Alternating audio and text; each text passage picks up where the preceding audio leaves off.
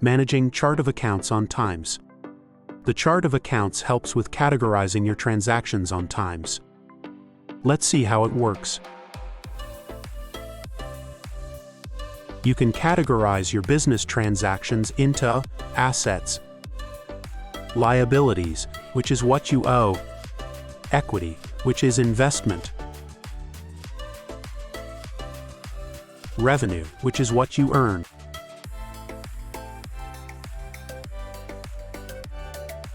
and expenses, which is what you spend.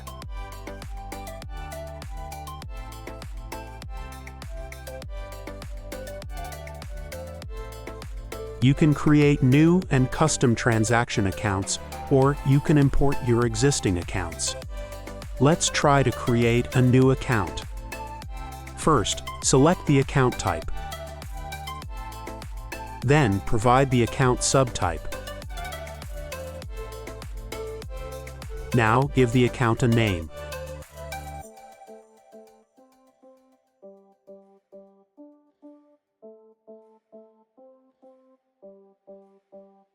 Let's give it an account number.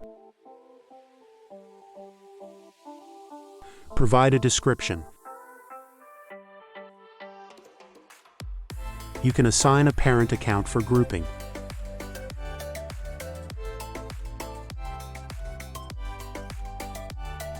Once done, you can save the account.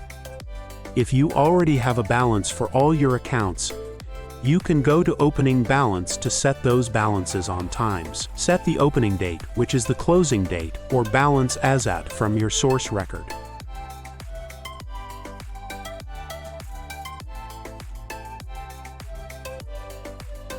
Provide the debit and credit balance of each account. Ensure that the debit and credit sides total are equal. You can proceed to save and publish the balances. Now, review your accounts. Also, you can view each account ledger.